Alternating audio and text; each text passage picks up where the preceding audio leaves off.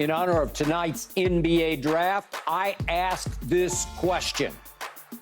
What was the single greatest draft pick in NBA history? And, Paul, you were disqualified from going with Paul Pierce, 10th overall to Boston. Man, the best in 1998. Pick ever. That was, yeah, that was the greatest. Best 10 pick ever, though. Okay, but other than you, your greatest pick ever was? The greatest pick ever in NBA history, this is an easy one. Nikola Jokic. Wow. Okay. Think about this, Skip. He was picked 41st. He was. Second round. No other second rounder has won MVP. Well, there was one guy, Willis Reed, but guess what? When Willis Reed got drafted, he was the 10th pick, and the first round was 9 picks. So fair enough. In the modern day second round, 41st pick, Yeah. this guy has been dominant. He's won 3 MVPs in the last 4 years. And look at these numbers right here. This is your 41st pick. Could you imagine this year somebody in the 41st pick getting a player like this? I mean, it's not even close. These numbers scream #1 pick in the draft. Top 2 pick and the top 3 pick in the draft, and you get them at 41, and you change your entire fortune of your franchise.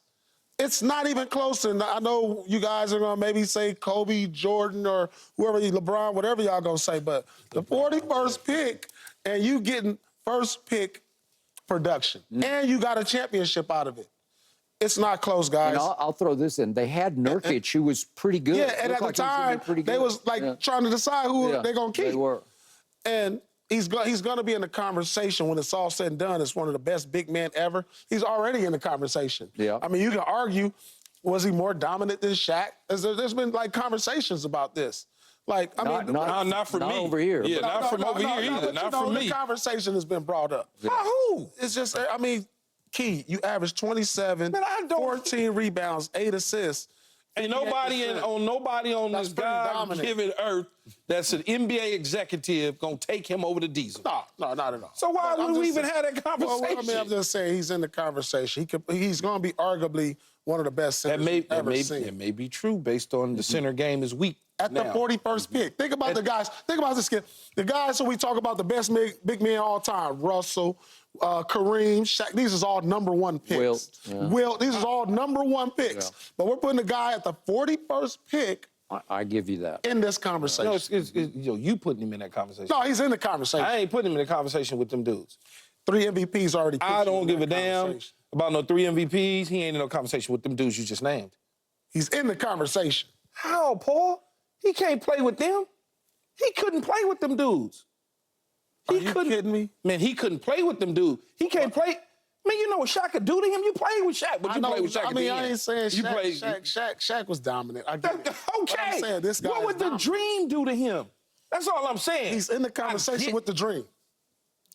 I give you this. He can flat pass the basketball better than all those other guys. That's what gets him in the conversation. He can do those things. And he can score just as good as all of them. He can score. Yeah, because he shoots the 3. Exactly. Okay. So he's in the conversation. 41st pick doing these things, you change the fortune of your franchise. You guys are going to be saying some people that you expected to be that. Yeah. Well, for me, it's Kobe. Because I didn't expect a kid out of high school at 18 years old, when kids wasn't coming out of high school at that point in time, as the 13th pick. Yep. They just started coming out of high school. That's what I'm saying. That coming out of high school, you didn't expect that, right? You had Jermaine O'Neal, you had KG, you had Al Harrington. These are just names at the top of my head. You had Kobe in at that time span. Yeah. Mm-hmm. To go on and have a celebrated career as the 13th overall pick, you didn't see it. I saw him in high school. I mean, obviously, but I'm like, there's no way. We saw him early on in his career airballing, even though he was taking the shots. It's like, come on, man, what did we just do? But then all of a sudden, the light switch turned on in a relentless effort at who he was and how he was going to do things. And it's not because I'm a Laker fan, but when I'm seeing it up close in person, and then I look at his accolades and the things that he accomplished, you know what I'm saying, on and off the court. Think about it. Jerry West had Vlade and said, you know what? I want the high school kid. I want the high school kid. Shh, don't say anything. We getting ready to give up our guy for the high school guy. And when you go and you talk about 5 titles, 2 final MVPs, a regular season MVP, all NBA 11 times, 9 defensive first teams, 2 scoring, like it's just, you know, at the 13th spot. We're not talking about the first, the second, or the third, the 13th spot. You don't get that from, you just don't. You don't get 3 MVPs from the 41st spot. That don't make sense. But at a time that where, don't make sense. At a time, though, for me, where you got 2 bigs. You got 2 bigs in the league. You know who else was picked at the 13th spot? Karl Malone. Karl Malone, I believe. Good one. Wasn't he the 13th pick? I think he was. Karl Malone was picked at the 13th spot. Yeah, but Karl Malone went to college. He came from high school. But you can't tell me anybody that's been picked at 41, I mean. I get what you're saying, Paul. I'm not saying that he's not deserving of the conversation. But when you start putting him with them other dudes, I'm like, if he played against them dudes and he was playing in that era with them, ain't no way in the world he doing this thing. When you do the redraft with Kobe, clearly #1 pick. In that draft. I mean, if you're looking at the accolades, because AI was the number 1 guy at that time. But AI would be probably #2. If Okay. you redraft that draft now, after the careers. Maybe. I mean, it's 100%. I don't hate either of your choices. Oh, God. I can't even argue against either of your choices, though I will throw this out. Manu Ginobili at 57 was a pretty great pick. That's pretty good. Maybe not quite Joker for what he's meant to that franchise, but without Ginobili, they don't win those championships. As much as I love me some Tim Duncan and to a certain extent Tony Parker, Ginobili was the electricity of those teams. Okay. And to your point, Kobe was the closest thing to Michael Jordan I've ever seen, but he was not quite Jordan. And as simple as this sounds as a pick, I got to go with Jordan as the greatest pick ever, only because I was in the middle of that draft.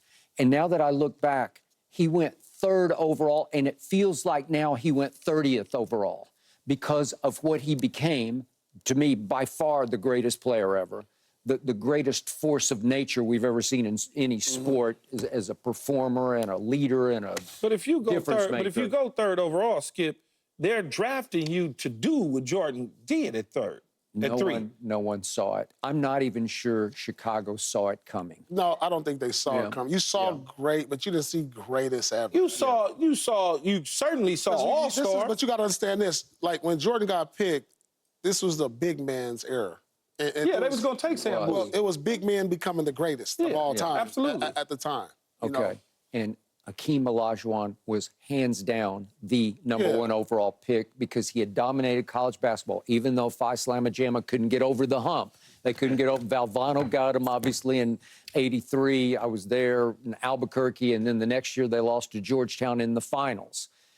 And they got beat by Jordan's and Worthy's team in '82 in the national semifinals before Jordan's, as a freshman, won it all. But you can't argue with Hakeem's career because, my God, I look at this. He was a 12-time All-Star, 2-time rebound champ, 3 times block champ, 9 times All-Defense, 2-time Defensive Player of the Year, 2 times Finals MVP. It's like there's You know how many people would take that? Oh, God. You got to take it. Listen, at the time, hands down, case closed, Hakeem goes #1 to Houston. I didn't second-guess it. There was no quibble. Nobody second-guessed it.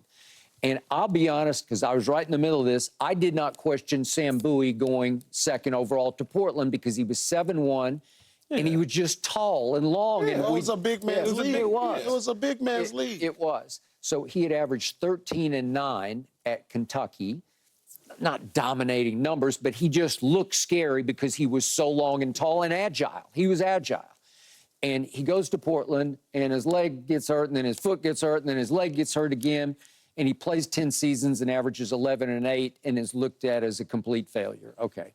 Because of who went 3rd overall. Yeah. So I was in Dallas. I was close to Rick Sund, who was then the personnel director of the Mavericks, who was sitting there telling me, man, I really like this Jordan kid, but, you know, I just don't know if Chicago's going to take him. And Mavericks wind up with Sam Perkins, who was a very good player and had a good year for your Lakers back in '92.